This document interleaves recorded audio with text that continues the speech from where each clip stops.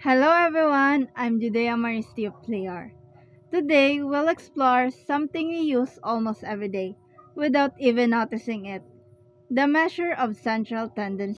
It helps us understand what is a typical or common in a group.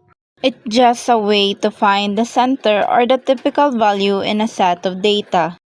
There are three main types of measure of central tendency: the mean, median, and mode. Let's go to mean. Mean, also called the arithmetic average, it's commonly used to measure of central tendency. To get the mean, add all numbers and then divide the sum by how many numbers there are. Let's say we have this scores in a math quiz.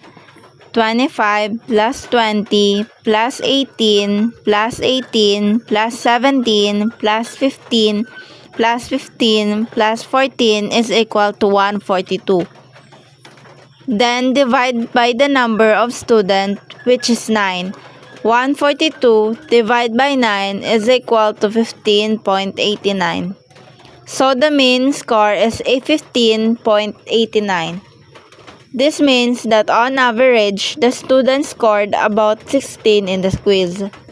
If your score is higher than 15.89, you did better than most. Median, middle value when all the numbers are arranged in order, either from smallest to largest or largest to smallest. Let's use these scores: 19, 17, 16, 15, 10, 5, and 2. When arranged from lowest to highest, we get 2, 5, 10, 15, 16, 17, and 19. The middle value is 15. So the median is 15.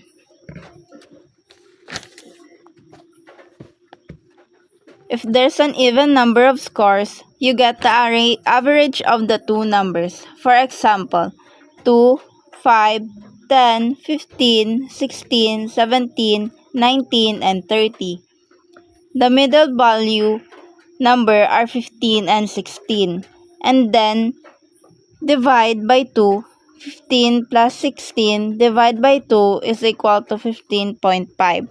So the median is 15.5.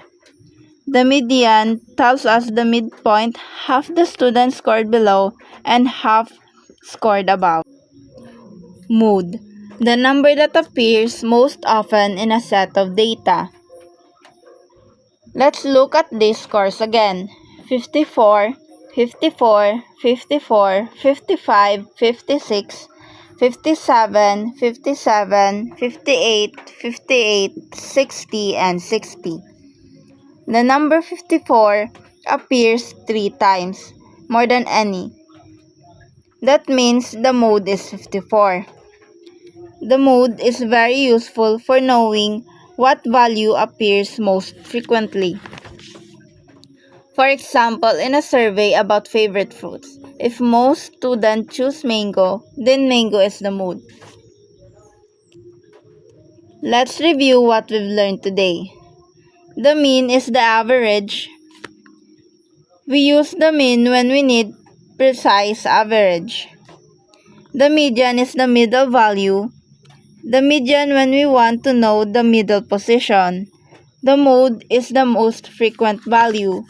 And the mode when we want to know and to find the most common value. Before we end our lesson, let's see how much we remember. In the dataset 8, 9, 10, 11, 12, 12, 12, which is the mode? The answer is 12 because it appears most often. If the dataset is 5, 10, 15, 20, and 25, what is the median? Correct. The answer is 15. It's the middle value. Now, you know how to find the mean, median, and mode, the three measures of central tendency that help us understand the data. See you again in our next video lesson. Thank you.